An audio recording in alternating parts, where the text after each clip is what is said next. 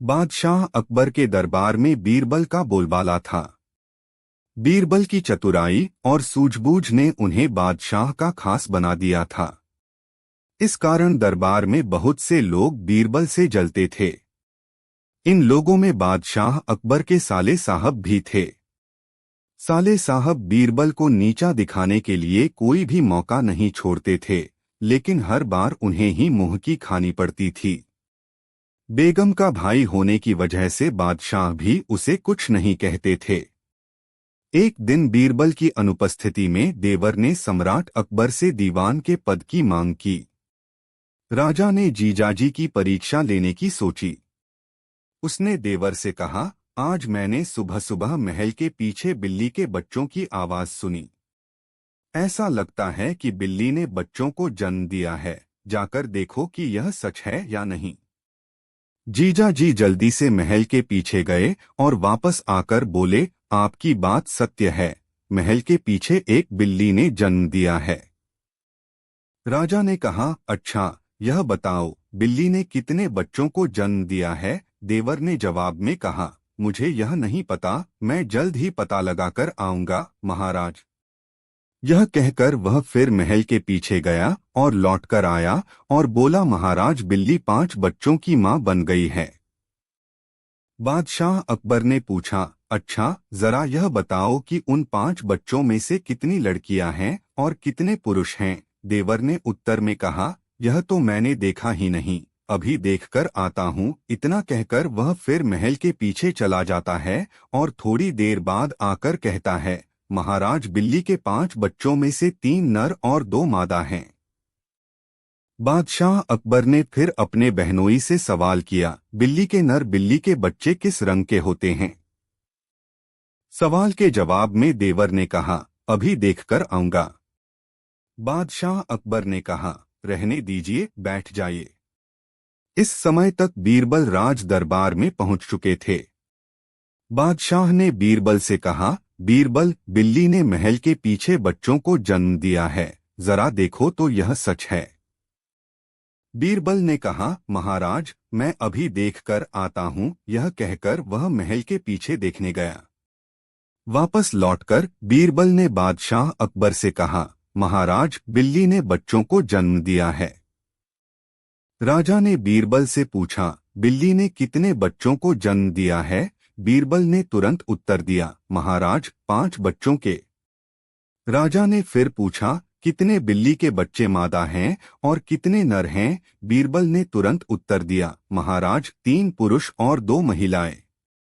बादशाह अकबर ने एक बार फिर बीरबल से पूछा, नर बिल्ली के बच्चे किस रंग के होते हैं। बीरबल ने तुरंत जवाब दिया, महाराज 2 नर बच्चों का रंग काला और एक बादाम है।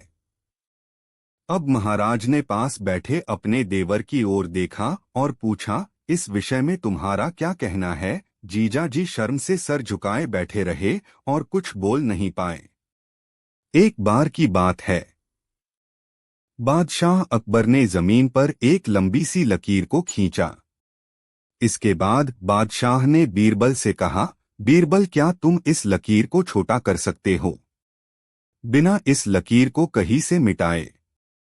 इस पर बीरबल ने कहा, जी हुजूर, मैं ऐसा करने की कोशिश जरूर करूंगा। बीरबल ने उस लकीर के पास ही एक और लकीर को खींच दिया।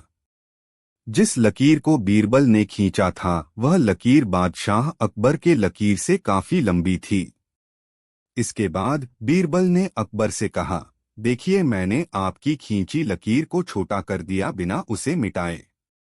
यह देखकर बादशाह अकबर बहुत ही खुश हुए। उन्होंने इसके लिए बीरबल को कई उपहार भी दिए। एक बार बीरबल बीमार पड़ गए।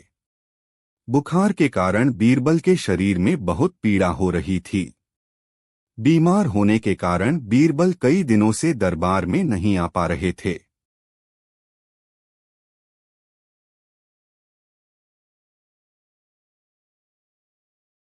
इसको लेकर बादशाह अकबर भी बहुत ज्यादा परेशान थे।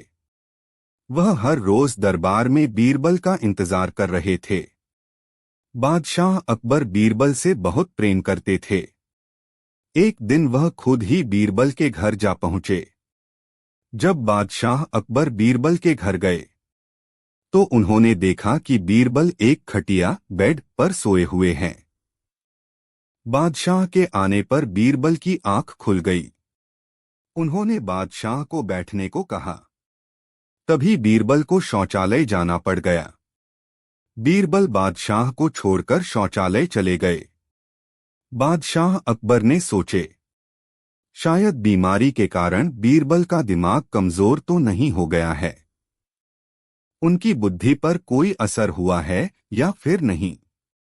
इसको जानने के लिए बादशाह अकबर ने अपने नौकर से कहा, बीरबल के खटिया के पैरों के नीचे कागज का टुकड़ा लगा दो। नौकर ने ऐसा ही किया। उसने खटिया के चारों पैरों के नीचे कागज का टुकड़ा लगा दिया। कुछ देर के बाद ही बीरबल शौचालय से आ गए। जैसे ही बीरबल खटिया पर बैठे तो उन्हें कुछ गड़बड़ लग रही थी। उन्हें समझ में नहीं आ रहा था कि क्या हुआ है या क्या हो रहा है, पर फिर भी उन्हें यह तो मालूम था कि कुछ तो जरूर है। बादशाह अकबर बीरबल से बात करने लगे। बादशाह अकबर बीरबल के ध्यान को भटकाना चाहते थे, लेकिन बीरबल बात भी कर रहे थे और इधर-उधर देख भी रहे थे। जब बादशाह अकबर से न रहा गया तो उन्होंने बीरबल से पूछा, बीरबल क्या हुआ है, तुम इधर-उधर क्या देख रहे हो? इस पर बीरबल ने कहा, पता नहीं मुझे क्यों ऐसा लगता है कि मेरा घर एक कागज के बराबर नीचे हो गया है या फिर मेरा खटिया एक कागज के बराबर ऊपर हो गया है। यह सुनकर बादशाह अकबर समझ गए कि बीरबल की बुद्धि अभी भी कम नहीं हुई है।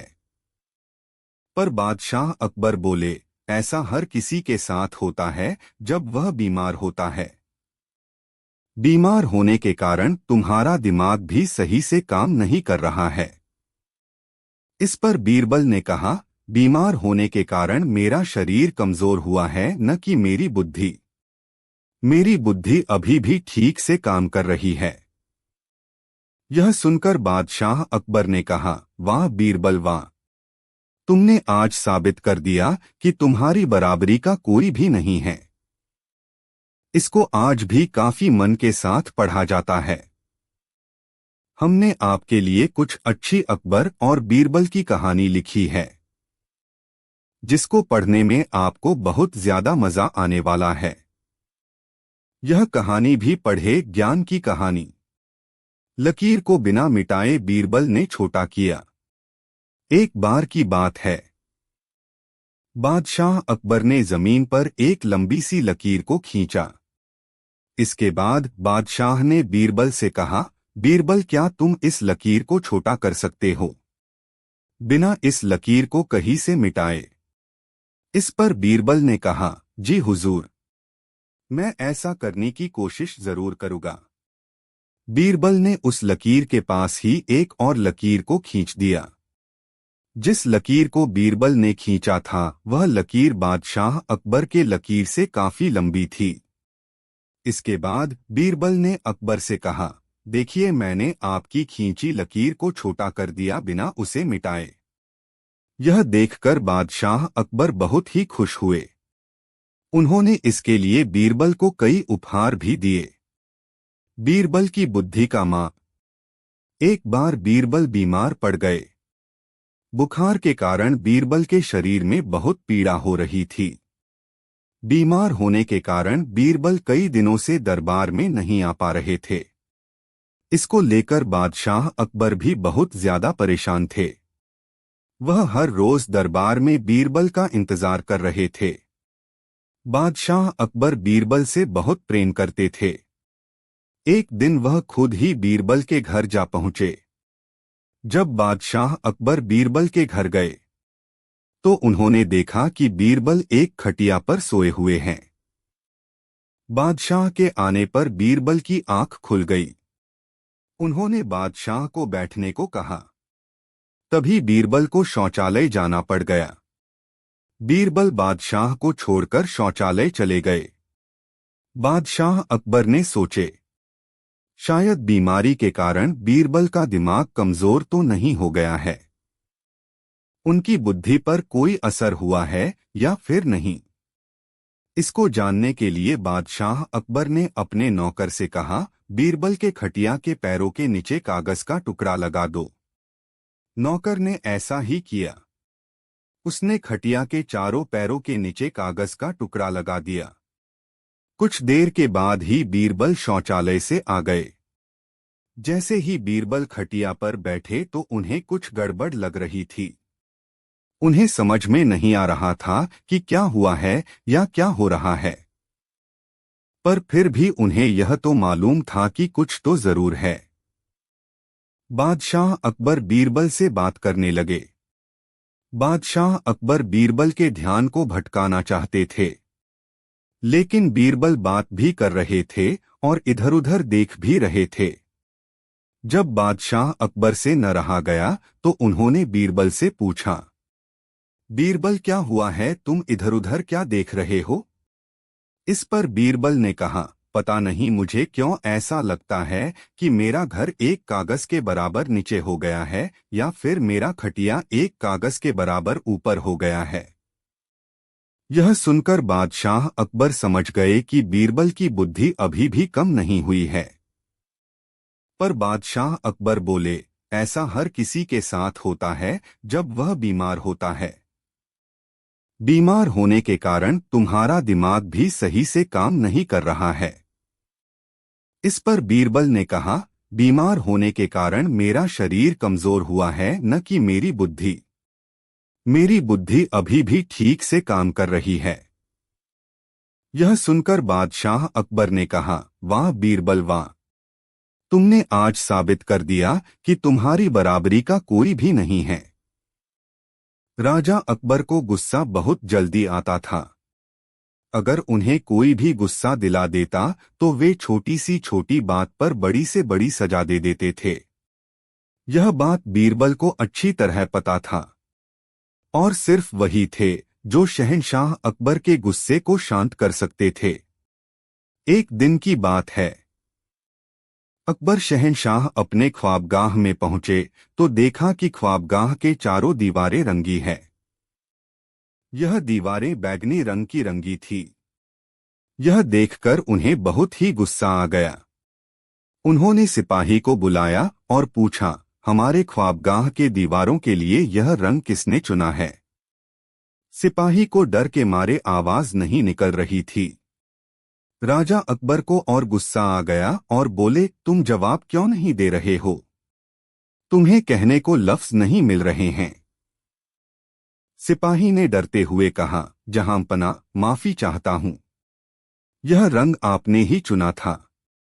राजा अकबर बोले, तुम्हारी यह जुर्रत, हम ऐसा रंग कभी भी पसंद नहीं सकते हैं और हमसे इस तरह से बात कैसे कर सकते हो? फौरन जाओ और उसको लेकर आओ जिसने यह दीवारें रंगी है। सिपाही चला गया। कुछ देर बाद सिपाही उस आदमी को लेकर आया। रंग करने वाले ने बादशाह अकबर को सलामी दी। राजा अकबर बोले, तो आ गए तुम? उस आदमी ने कहा, जहांपना, कुछ गलती हुई है क्या? अगर मुझसे कुछ गलती हुई है तो मैं उसे फौरन सुधार देता हूं। बादशाह अकबर बोले, फौरन?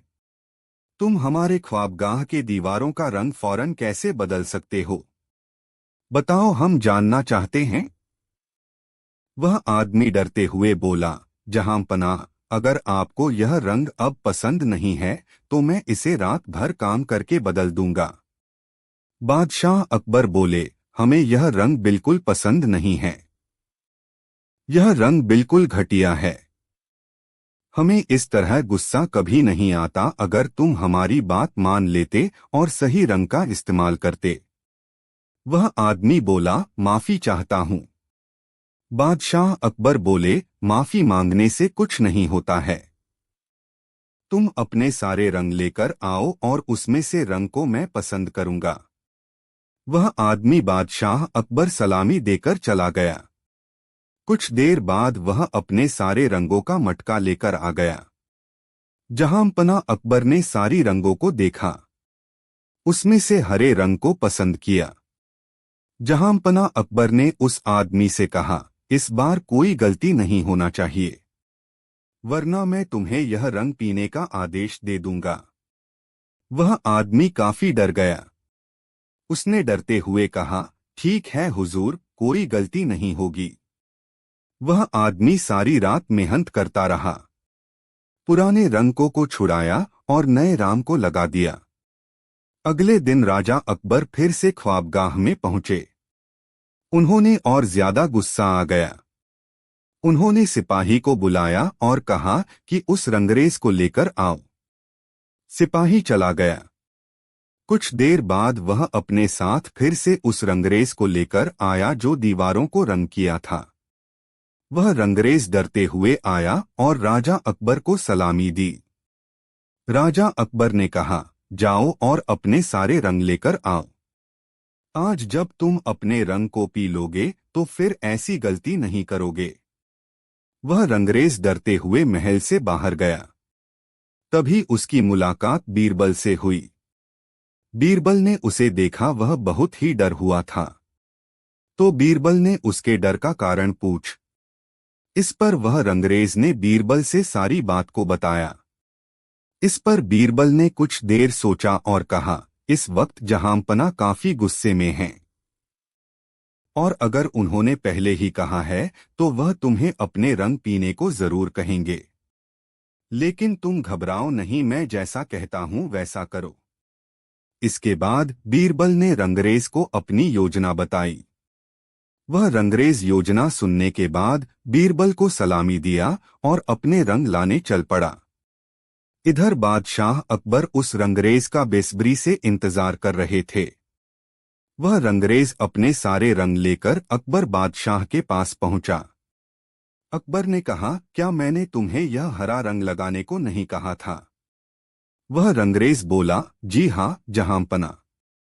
अकबर बोले, तो तुमने यह रंग क्यों नहीं लगाया? कोई बात नहीं, मैं जानता हूं कि तुम्हें यह रंग कैसे याद रहेगा। एक बार यह रंग पी लोगे तो हमेशा याद रहेगा। राजा अकबर ने फिर से कहा, इसे रंग के मटके को पियो और जब तक कि हम तुम्हें रुकने को ना कहें तुम रंग को पीते रहना।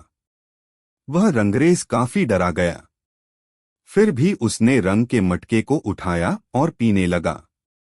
कुछ देर बाद अकबर बादशाह ने कहा, रुक जा, यह रंग पिलाकर हम तुम्हें मारना नहीं चाहते हैं। हमें यह उम्मीद है अब तुमने अपना सबक सीख लिया होगा। हम चाहते हैं कि तुम यह रंग लेकर इन दीवारों को रंग दो। रंगरेज बोला, जहांपना, अब कोई गलती नहीं होगी। यह कहते हुए वह रंगरेज चला गया। राजा अकबर ने सोचा, इतना रंग पीने के बाद वह रंगरेज 2 से 3 दिन तक बीमार तो रहेगा ही। अगले दिन जब अकबर ख्वाबगाह में पहुंचे तो उन्होंने देखा कि वह रंगरेज काम कर रहा है। यह देखकर वह भौंचक्का रह गए। इस पर अकबर ने रंगरेज से कहा, तुम तो आज पूरा काम खत्म करने वाले थे और अभी तक तुमने तो पुराना रंग भी नहीं उतारा है। जाओ और अपना रंग लेकर आओ। वह रंगरेज अकबर बादशाह को सलामी दी और रंगों को लेने चल पड़ा। महल के बाहर निकलने पर रंगरेज ने एक सिपाही से पूछा, जनाब, अभी राजा बीरबल मुझे कहाँ मिलेंगे? इस पर उस सिपाही ने कहा, शाही बाग में जाकर ढूंढो, इस वक्त वह वहीं रहते हैं। वह रंगरेज बीरबल को ढूंढते हुए बीरबल के पास पहुंचा और बीरबल से सारी बात बताई। बीरबल ने कहा, डरो मत, मैं तुम्हें जैसा कहता हूं वैसा करो। इसके बाद बीरबल ने अपनी योजना को बताया। कुछ देर बाद वह रंगरेज बादशाह अकबर के पास पहुंचा।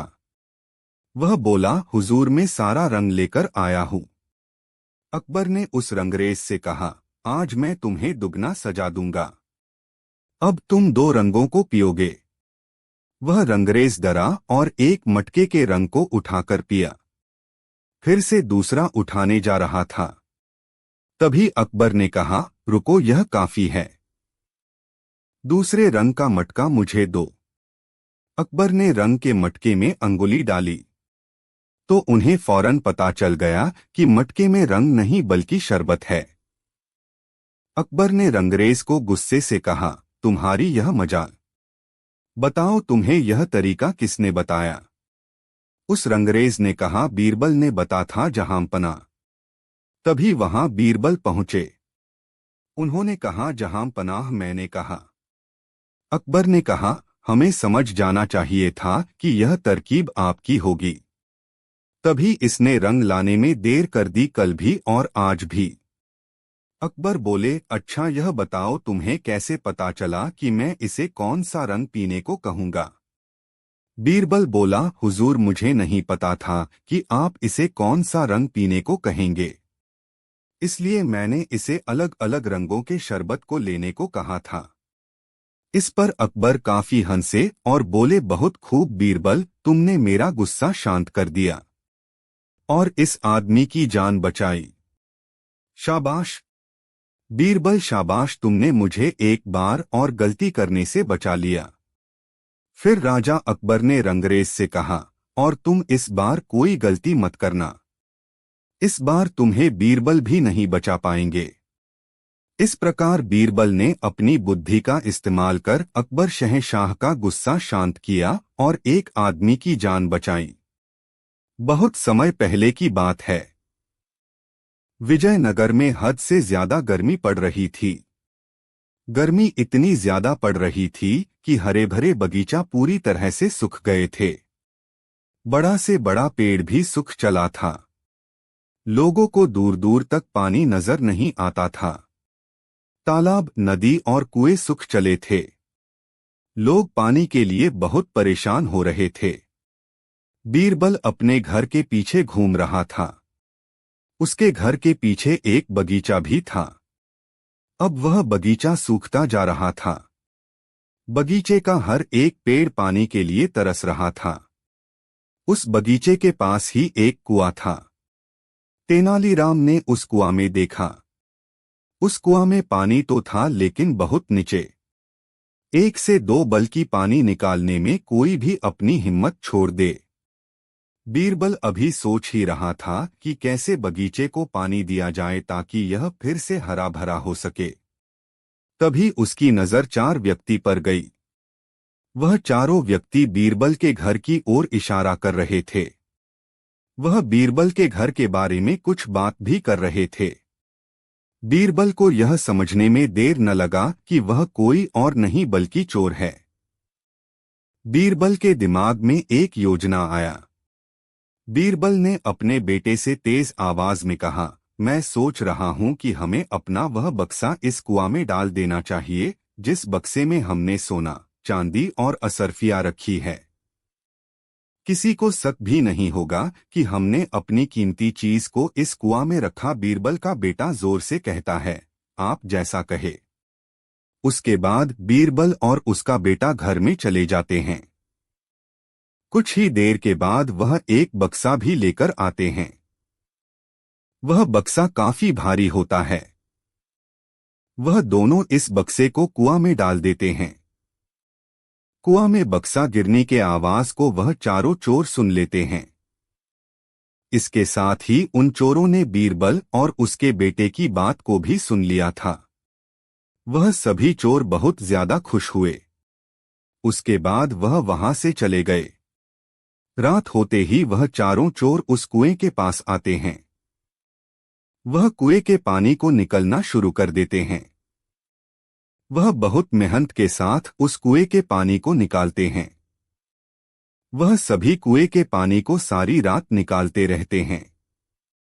अब सुबह होने को होता है, तभी उन्हें एक बक्सा नजर आता है। सभी चोर बहुत खुश होते हैं। वह एक दूसरे से कहते हैं कि अब हमें कोई भी काम करने की जरूरत नहीं होगी। फिर वह जल्दी जल्दी कुएं में से बक्से को बाहर निकालते हैं। जब कुआं में से बक्सा निकालते हैं और उसे खोलते हैं तो वह चकित रह जाते हैं।